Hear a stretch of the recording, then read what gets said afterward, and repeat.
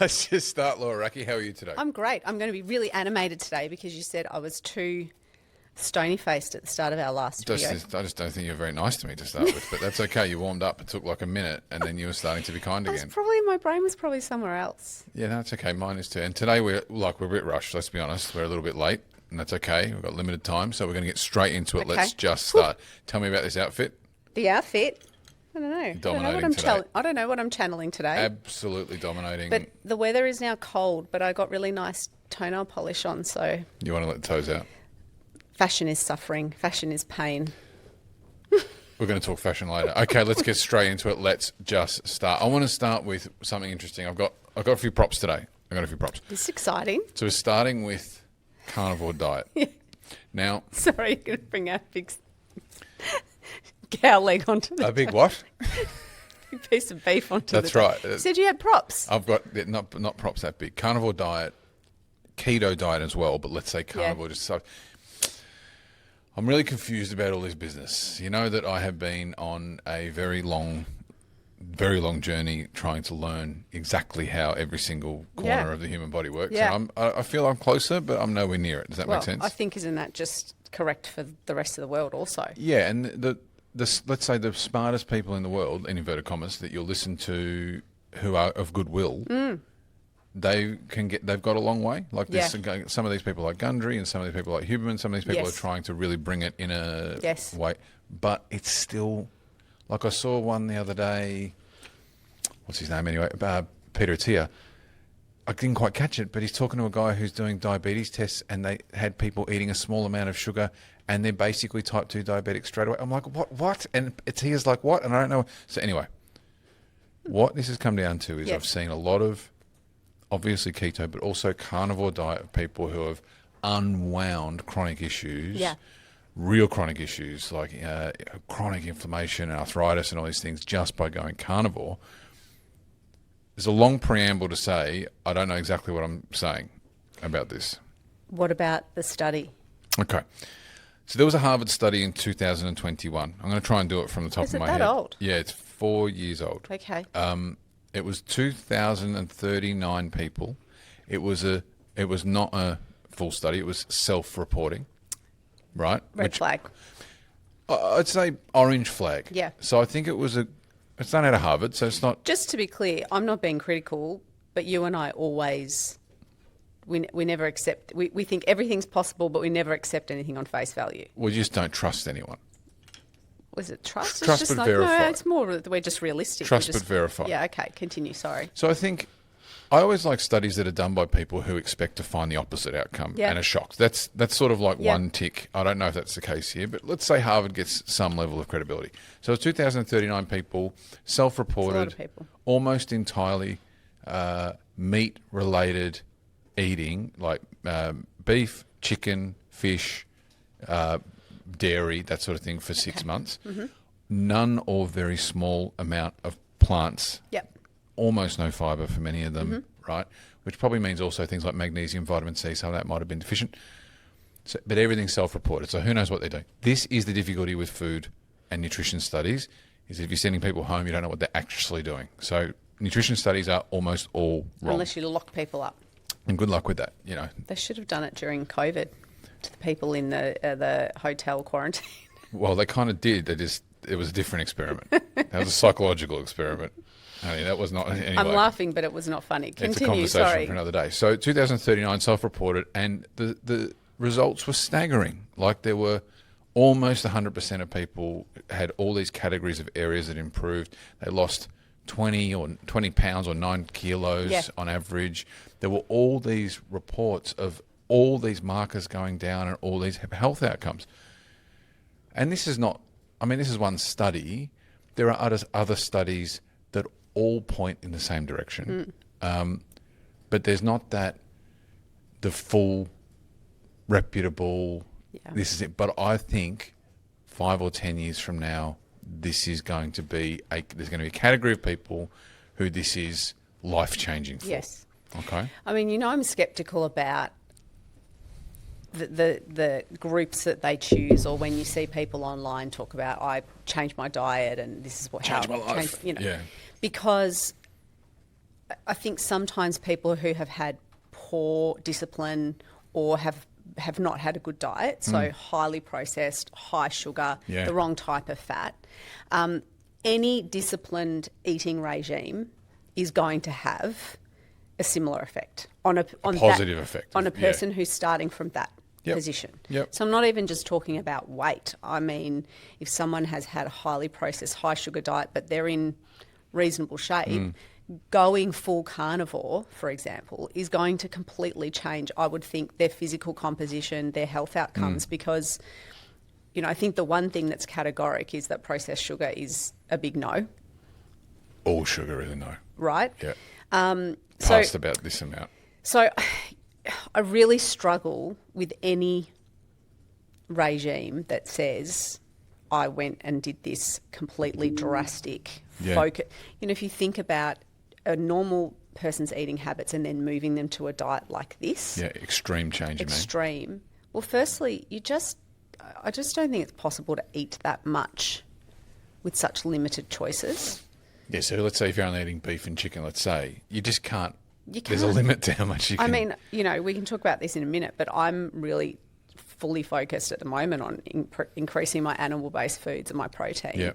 And some days I'm sitting there with the chicken and I'm a hungry gal. Fish and a ass kick. Fish and a ass kick. And it is so hard to eat that sort of food in any serious quantities.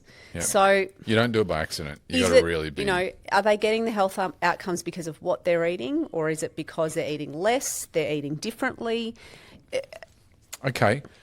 If you go back to David Sinclair's work, which I believe is also Harvard, I think, very reputable. And by the way, David. There's 4 or 5 other of his colleagues around the world that have come to similar findings. Is that, let's say through intermittent fasting, you can clear out senescent cells, which are zombie cells, which are dead cells in your body. So your body builds up cells, they go past the utility, some of them break down, and they just, if you continue to eat high carbohydrate, high sugar, they just stay there and they just keep. But when you fast, whoosh, they start to disappear. Yep. They start to get recycled as energy. Does that make sense? Yeah. And to be used. So that alone, so that's keto, that's carnivore diet. If you do those 2 things and cut down your carbs dramatically, by David Sinclair's research, that's the outcome you're going to get. Yep. You're going to get significant improvement in your health outcomes. His view is that long term, if you imagine, I mean, anyone under 35 probably doesn't know what a CD is, but under 30.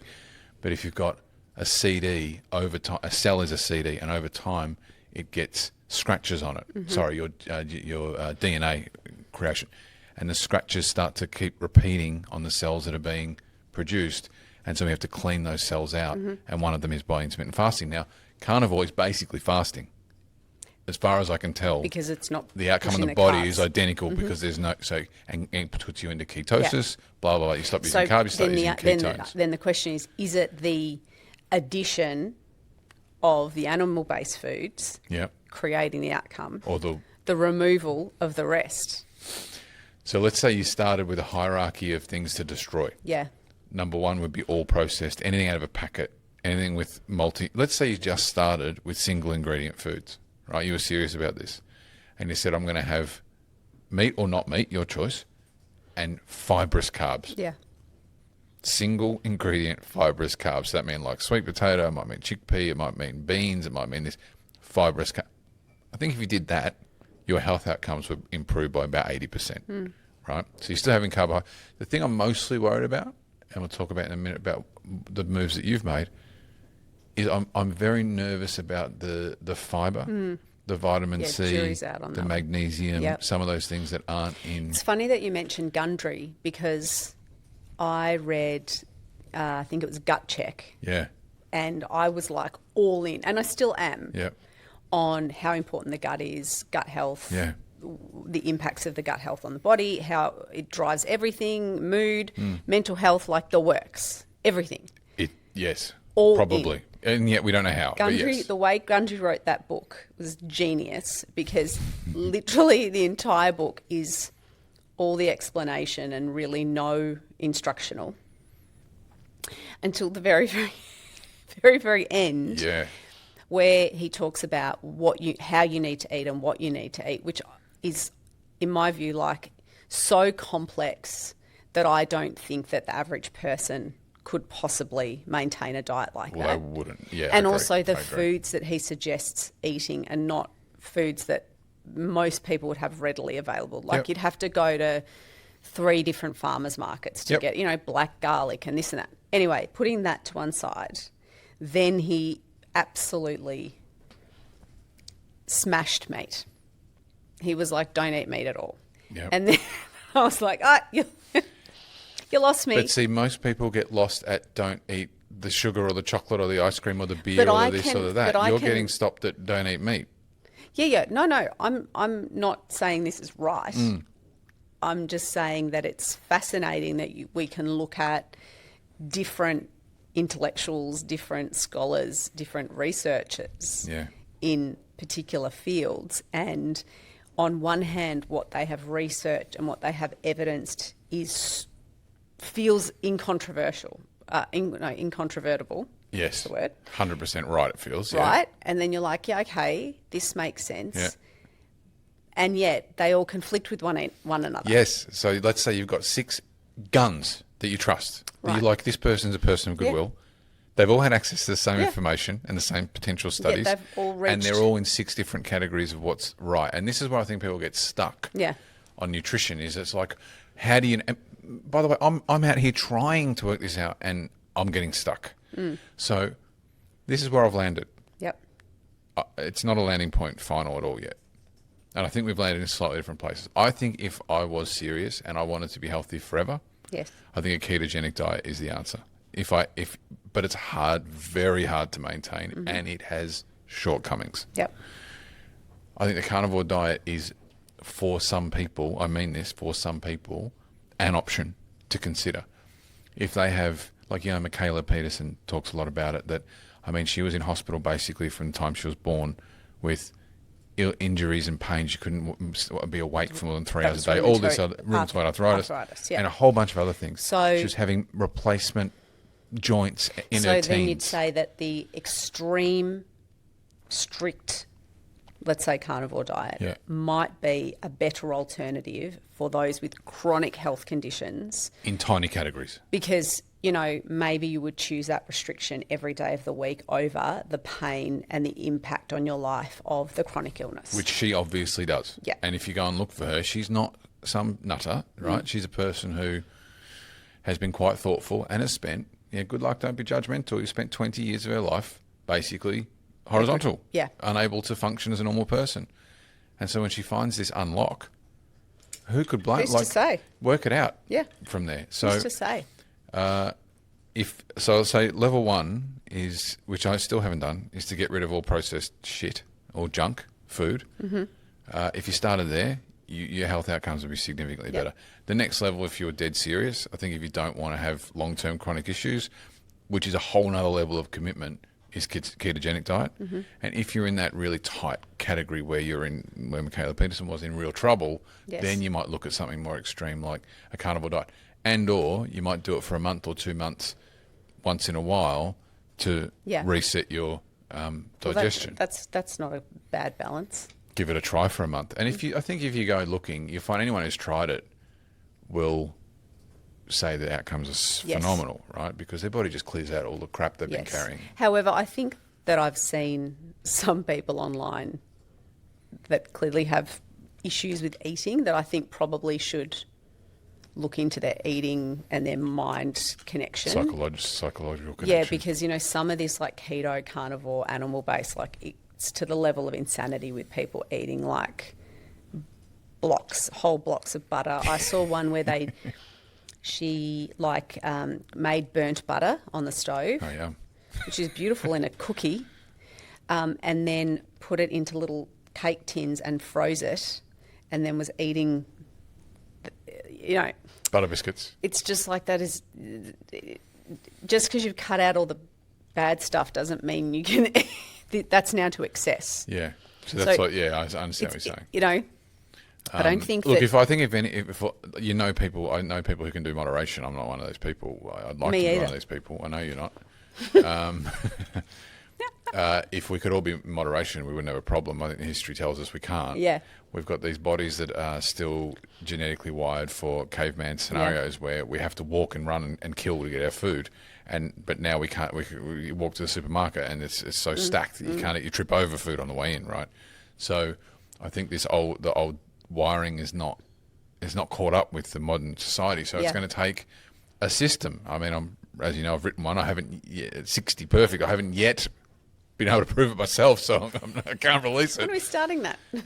3 weeks ago, 2 weeks ago, 1 week ago, tomorrow, today.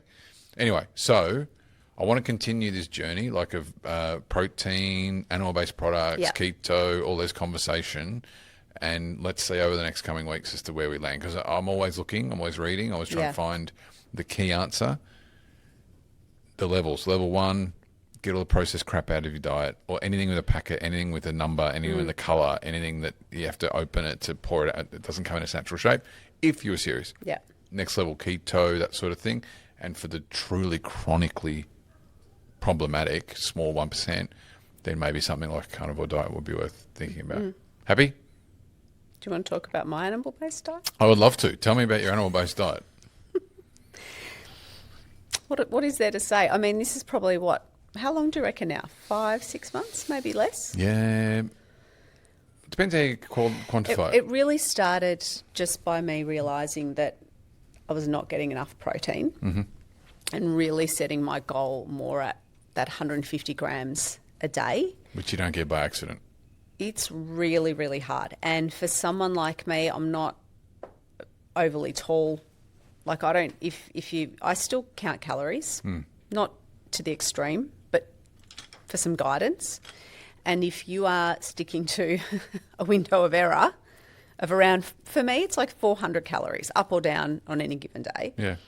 If you're sticking to something that fits in a small woman's body of 168 centimetre body, it's not a lot of calories to play with. And so you have to be incredibly thoughtful about how to eat to get in that protein. And so what's the most efficient way to get that protein in? It's not eating chickpeas. I mean, if I ate 2 cans of chickpeas, like that's it. I'm done for the day. Yes. Yeah?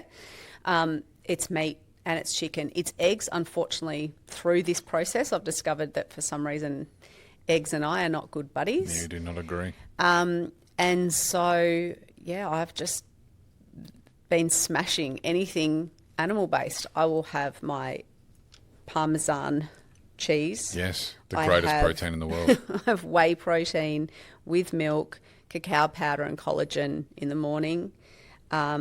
Sometimes I go through the day not really eating. I'm on the go. It just doesn't really factor into my day. Something massive meat or chicken-wise at dinner. And look, I'll have 1 or 2 wraps, but they're not high carbs, low gluten, gluten-free. Yogurt. Berries occasionally. Maybe a carrot, maybe some plums, but not a lot. And I've actually found that when I'm eating, and I've always had an issue with fructose, but if I eat a salad, I'm done for like 4 days. Yeah. So I understand what you're saying about fibre. So hang on, let's just finish off the animal-based stuff. I put ghee in my coffee. Yes, delicious. And truly, my skin looks better. My joints feel better. I cannot believe, actually, in the last 4 months, the change. I've definitely upped my muscle work, but I cannot believe how much muscle I have built in the last 4 months. Can I make a comment there? Because you were training much harder years ago on weights, right? So you were lifting way more than you are now. And you're so much stronger now. So much. I cannot believe for my whole life I've just not been eating enough. Yeah. And not enough protein. You're welcome. So it only took you 10 years to convince me. Good things take time. So where was I? So I 100% know I need that protein, and from animal products is the most available to me. Sure. The fibre is an issue because, look, honestly, I feel better without it. I know. It's so odd.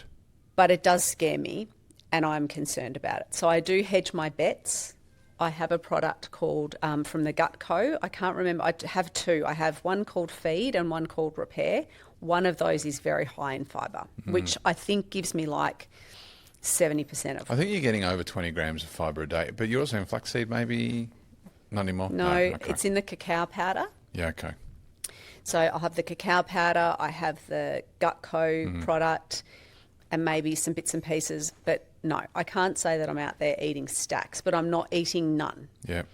So that's where I've hedged my bets, because I don't feel comfortable making that call because I've had the gut insights. Yeah. I just don't feel comfortable making that call to cut it out.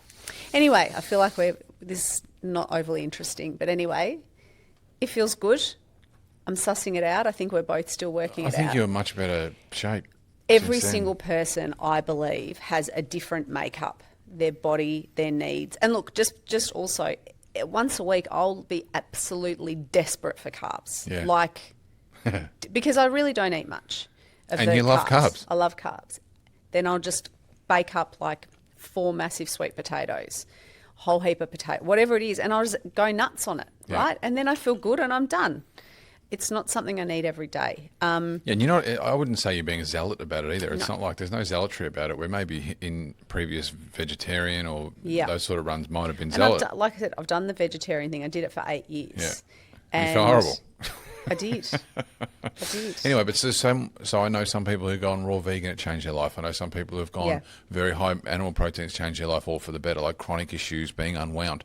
It's about finding the lock and the key for you. I think within 5 years we'll be able to get a pinprick and they'll be able to tell you exactly what you need to eat. To me, and I just think that the extreme diet, whatever it is, any variation of any extreme diet, my guess is that whatever it is you're excluding is actually inflammatory to you. Yeah. And that's why you feel good. Not because of what you are eating. High probability. Right? So for me, fibrous foods is inflammatory for some reason. For some reason. I haven't worked that out yet. Yeah. And so this is where I've got to go. I'll keep working on it, keep tweaking. Everyone's different. Anyway. So ice cream stays in. All right. Only if it's made of beef. It's milk. Okay. Oh, I've seen. Anyway, let's move on.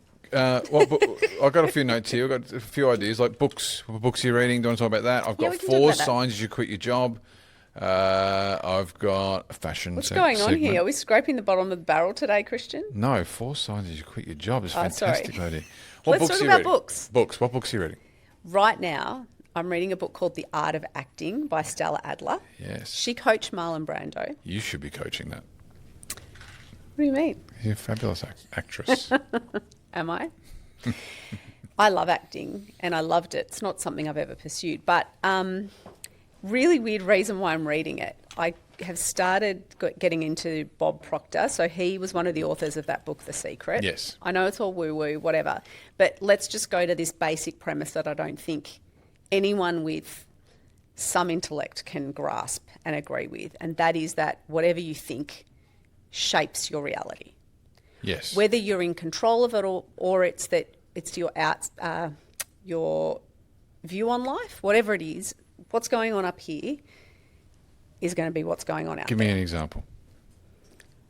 Well, when you're having a bad day and you're angry and you're grumpy, every prick is going to piss you off. Yes.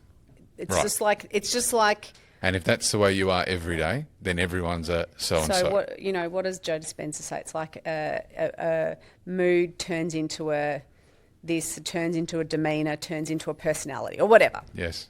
So all of the stuff I'm reading, the Buddhist stuff, everything I've been reading is making me realise that everything in my brain is made up. My mind is a creation.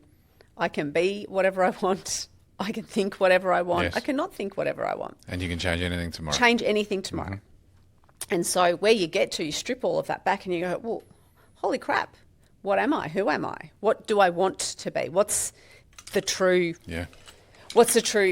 inner? I call it, the Atman, which is not my terminology. We can talk about that another day. But I like thinking about my Atman, and she's inside me and she's doing cartwheels and she's got wavy curly hair and she looks like she should be under a water fountain. Not a water fountain. I can't think of my words today. A waterfall. A waterfall. So she's a gypsy. Yes. But in a good way. Yes, and a wise gypsy. What is the wise gypsy in me, and how can I make my brain be more like my wise gypsy instead of what's been created, building blocks, DNA, your childhood, life experience. Yeah. Sorry to bang the microphone. The society, blah, blah, blah. Okay, very long explanation. So Bob Proctor said that he loved reading Stella Adler's book because it helped him understand how to act and how to really believe and embody this person that he wanted to be. So it's not that he's creating... I like Bob Proctor, by the way. It's not that he's trying to create some false person. No. It's that he wants to be... The version of him that he wants to be, he wants to act his way into it. So, for example, like Stella talks about, if you were someone who had an accident and your hand was crushed and you were in chronic pain and you were lifting a heavy book, how would that, if you're an actor, how would that person lift the heavy book? Yeah. Okay. And so if you're talking about what I'm thinking about, how would my Atman present to the world? How would she perceive a difficult moment? The version of you that you want to be. Right? Like, it's all these micro things. It's not always these big things like, which decision should I make? It's, that person bumped past me in the street. If I'm going to be this person, how would she react to that? Or not react? Yeah? I think there's an important distinction. When people say the actor's way and you're talking about acting, people think it's fake. People think it's this. I think the important distinction, and maybe you can check me on this, is that you're doing this for you, not for anybody else. Where a lot of people get caught behaving a certain, like creating a new identity for others. In fact, I'm doing it in spite of everybody else.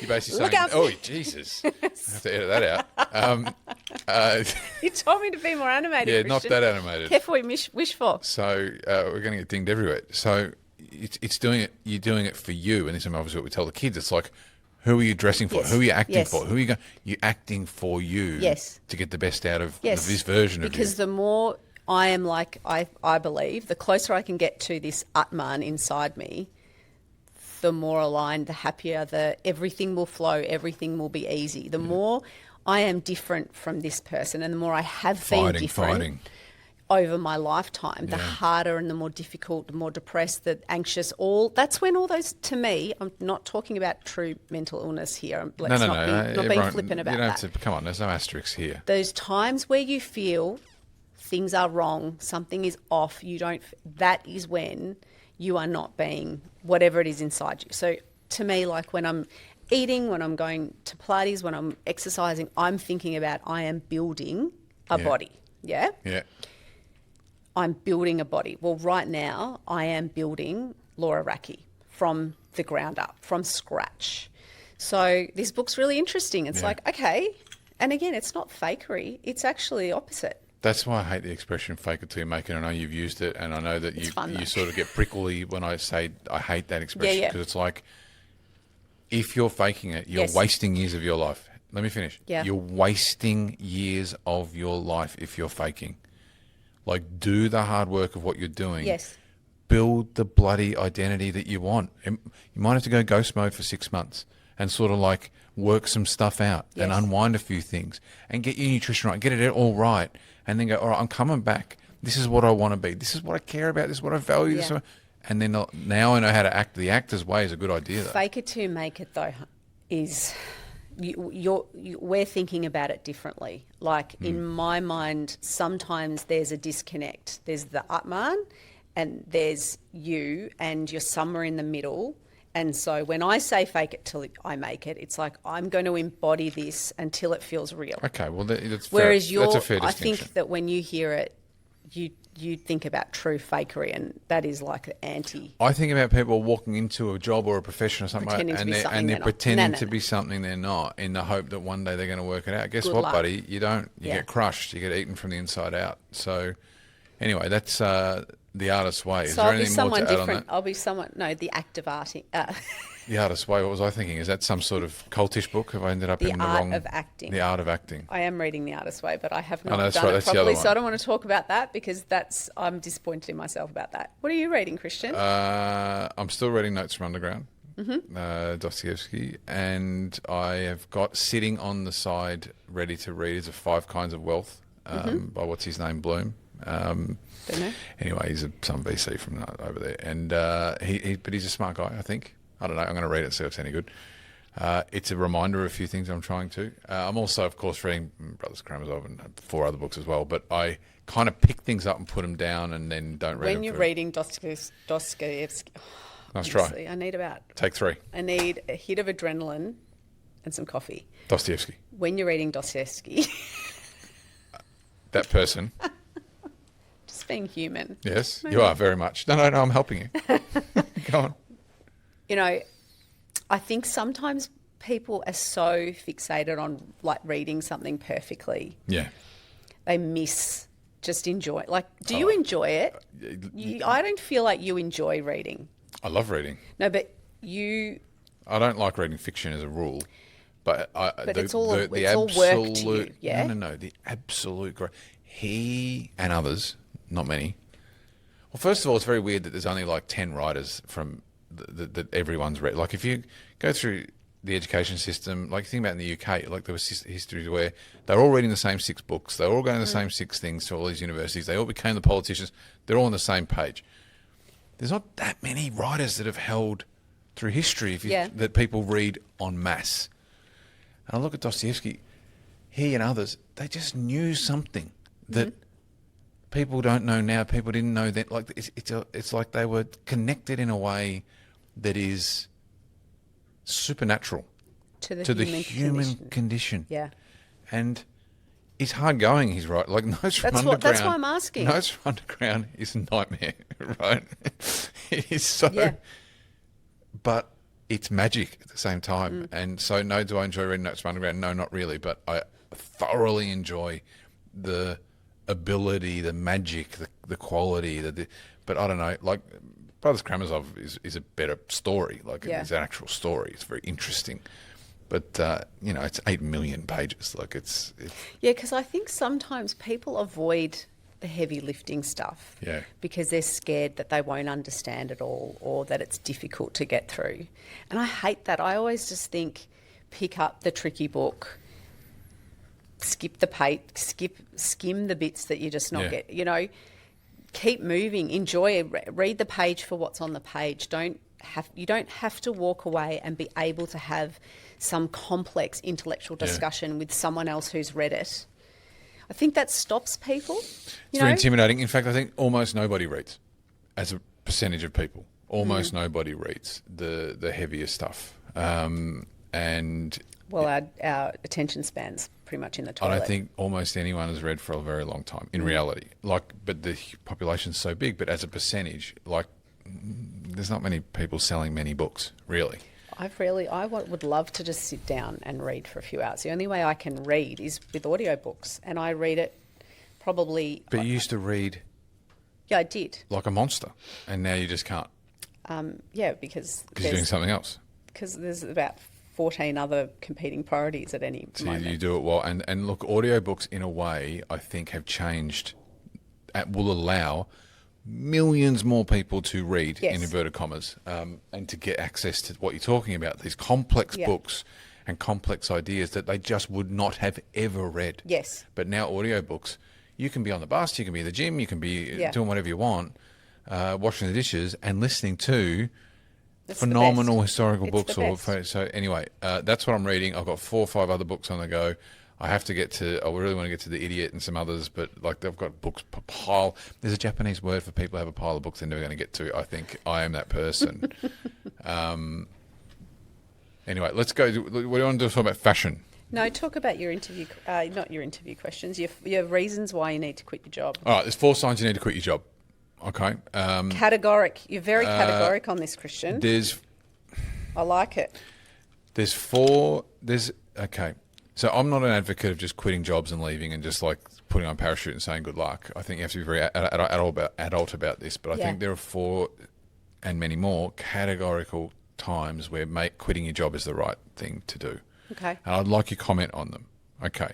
So this is the Me? Yes. So this is the first category of which quitting your job is actually the best plan today is if it is seriously and adversely affecting your health. Yep. So how would you know that?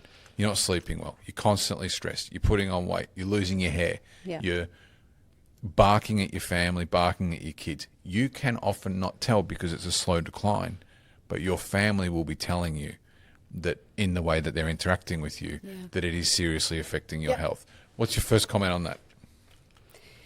Look, I don't know if I'm a great litmus test for this, Christian, because I take risks and I jump quite easily. But if your health is being smashed, or I think that let's say someone comes to you and asks you and tells you, like your sister or your friend, what are you advising to do? I would say that no job is worth your health or the happiness of your family. Particularly a company that does not care about you. If your health's getting smashed, it's not for you. You are not failing by leaving. You are leaving a place that is sucking life for the living. Now, careful, because lots of people will be saying, oh, but, that's my livelihood and it needed income and whatever. I'm not saying immediately to quit, right? I'm saying you're making the decision to quit. Yes. And once you've made that decision to quit, then you go through what can often be an extensive process of finding the next thing. Yep. That might mean you might need to do more training, you might need to update your CV, you might need to change industries, you might need to talk to 500 people before you get where you're going to go. But when you've made that decision, it changes your outlook in the workplace too. I think you detach a little bit, which is really how you should be anyway. To some extent.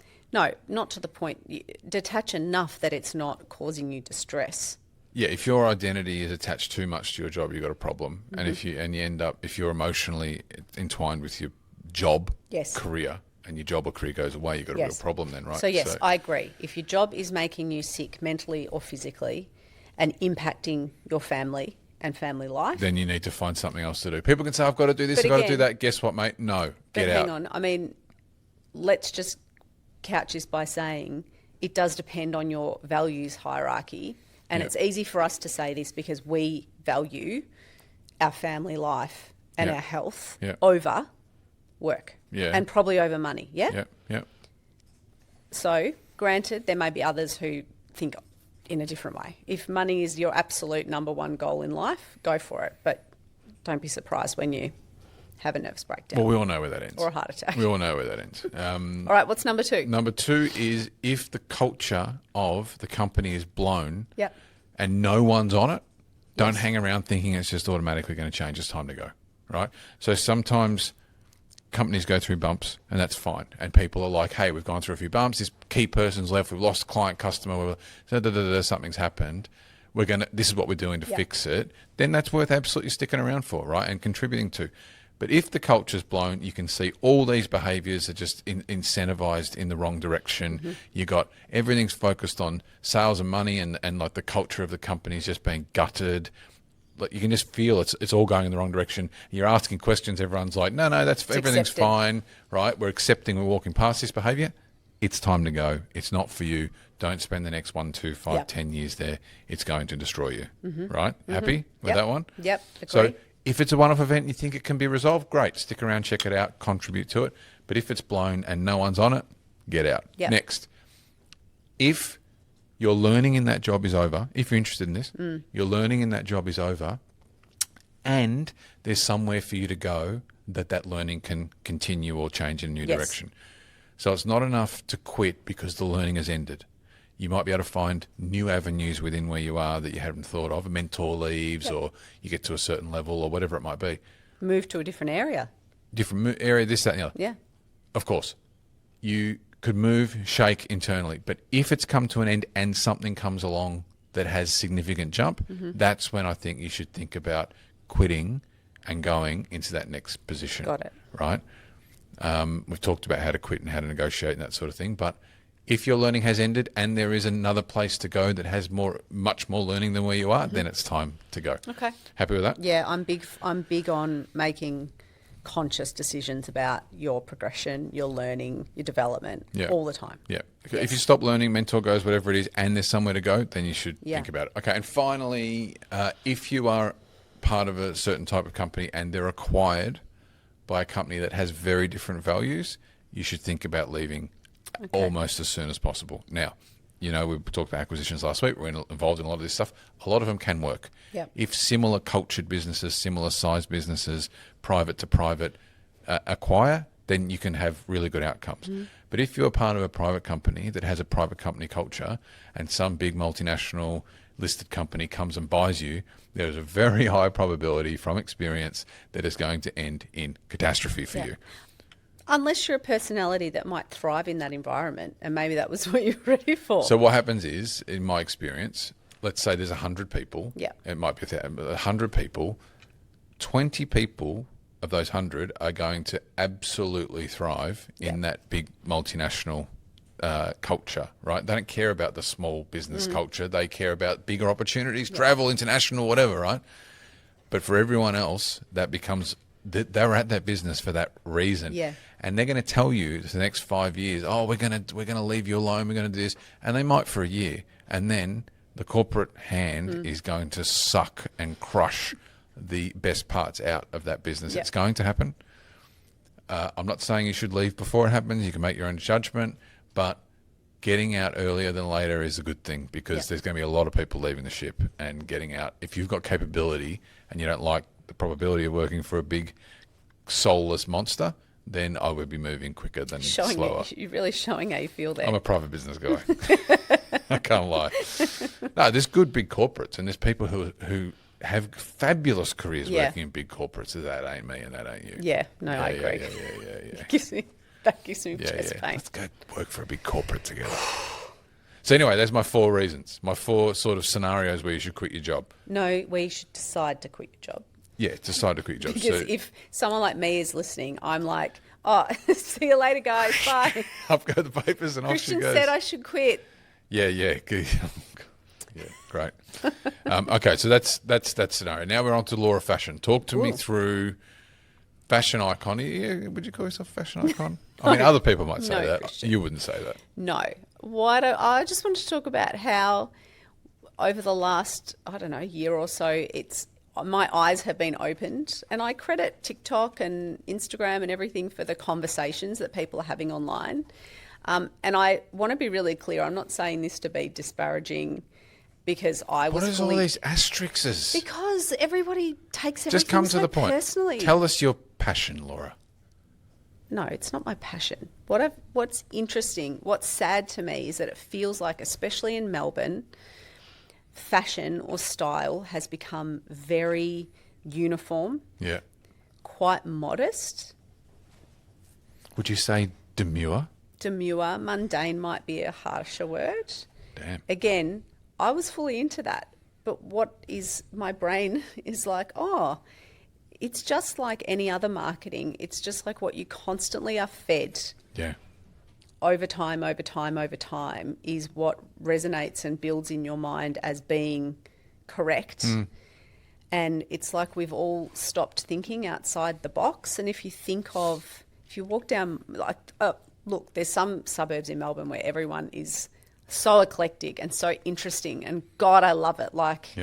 But I really forgot how to dress in an individual way. Right. Because you're part of the Melbourne Club. Well, you just get fed constantly the same look.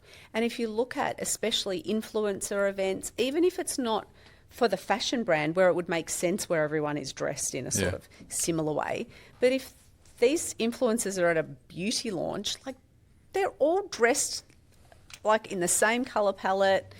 They look like they're out of a lookbook. Yeah. So you're saying Melbourne has no culture? No, I don't think it's that. I just think that we've all become scared to be individual in our look. Well, not we all. That's a bit broad. So you're saying there's a club of socialist communists who are. Is that what you're saying? It's like Soviet era. No, that's not. No, I just think that what has become popularised and normal and regular and fashionable. Yeah. Is not very creative. And so what's your solution? Should we, again, are you going to be a I'm in a blazer. Brand? I'm in all black. I'm not sitting here saying... It's not about the colour. Let me finish. Sorry. I sit quietly. No, it's actually seeing outfits, seeing pieces and saying, yes, I could work that into my wardrobe. That would suit me. That would fit me well. What else about me can I include and show in my outfit that isn't ever going to be like what everybody else I'm seeing on my Instagram feed is wearing? And I think we've forgotten that. I certainly forgot it. I know that in my teens and my early 20s, like, I was crazy with the way that I dressed. Interesting. I had eclectic pieces. Things didn't match. I was wearing things no one else was wearing. Like, I was confident to play with things. It may be part of the sort of dip in creative dressing for me was my age and the kids and all of that sort of thing. But do you think it's also a loss of confidence? Loss of confidence, sure. But I just think from a like group think level, it bothers me.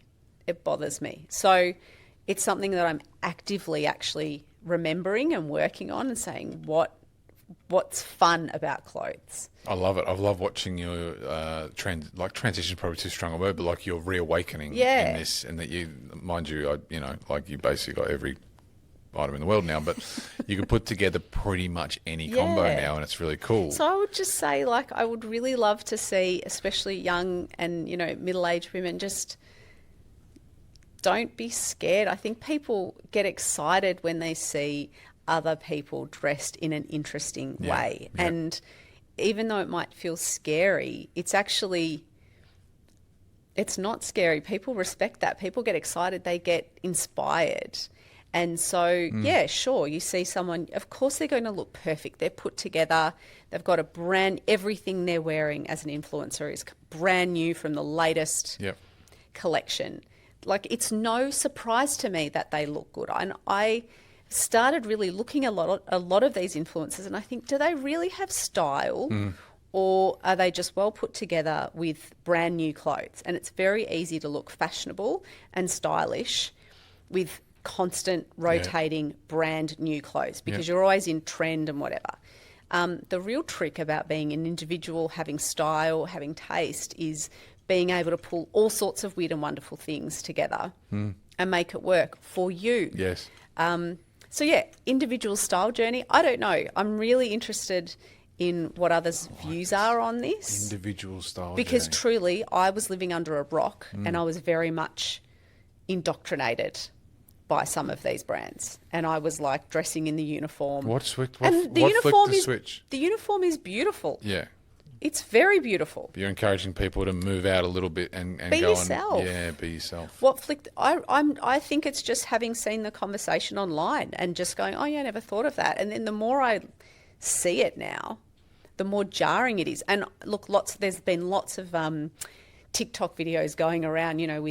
There was one recently. I think all the girls at a footy club, and they're all wearing like almost the same colour and everything. The trench coat. Yep. Exactly the same. Yep. Now, trench coat is a timeless style.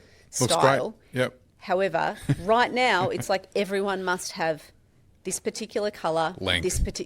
Right? Yeah. So it's interesting to me. I'm excited to break out of it, be myself again. I think that it goes a long way to making you feel good as a person if you learn how to dress in a way you're really comfortable. This is the same. We're on the same track as identity, building your identity. Yeah. No, I love it. No, I do. I think it's been fun. Do you think there's a correlation between your meat, animal products and your fashion? Like, I think there's something going on here. There's something going on here. You're becoming more of a savage, so you're dressing more like you're getting more. Maybe it's just. All right, this is a long bow. I'm going to take this as a long bow. Go on. It could be. Patent pending. It could be that you have unwound some of the issues related to nutrition, like this thing's having this effect on me. Gut, we're getting down to gut and effect. Like the gut can have massive effect on fear, on anxiety, It's possible that you're slowly unwinding some of those things, and that is giving you the clarity of mind to be yourself again. Oh, I love that. How's that? You got some of the junk out of your life. Like I had all the wrong. The microbiome was like a alien species. Let me put it to you this. Hang on a minute. You're going down my theory. Oh no. Go on. Think about this. When people are on the pill, Yeah. There's studies that say they literally look at the world differently. Yes. Right? Pick the wrong partners. Constantly, or at least pick a partner that when they come off the pill, they're like, hang on, what? How am I with this person, right?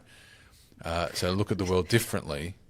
And men making these pills on purpose, maybe. Yeah, mid men created the pill. Give them this pill to make us look really attractive. High status women. Right? High status women. So maybe it could be that your meat journey in your animal products journey has ended up in a fashion journey. It's all overlaid. I like it. It's all overlaid. I like it. Anyway, it's fun. I would suggest if you're listening, watching, open your eyes, take off the blinkers. Yeah. And this is not universal, by the way. Everyone's got their own style, look, things they like wearing, whatever. But take a risk, you're saying, like, but start also building. Just like I'm trying now to curate my feed, Instagram, TikTok, with people who are dressing in their individual style. And that is like, it is so much more thrilling and interesting than seeing the same look. And of course, they have the same body and the same hair and and it's like, phew, this is ridiculous. I love it. Is there anything else to talk about today? I don't know. Do we have anything on the list? We've covered books. We're running out of time. We're actually out of time. We've covered books. We've covered quitting a job. We've covered fashion. We've covered meat. We've covered meat products. We've covered mitochondria and alien DNA. We're very efficient and effective. Is there anything else? We've covered fake it till you make it and our disagreement on that. That's it, I think. All right, let's play till next week. By the time this is out, we'll have a new government or the same government. So that should be fun as well. Yeah. I know how much you've looked forward to that. I'm not looking forward to voting, actually, because we have left it to the last minute. It doesn't sound like us at all. All right, that's it. Game over. Happy days. Let's go and do what's next. See you next time.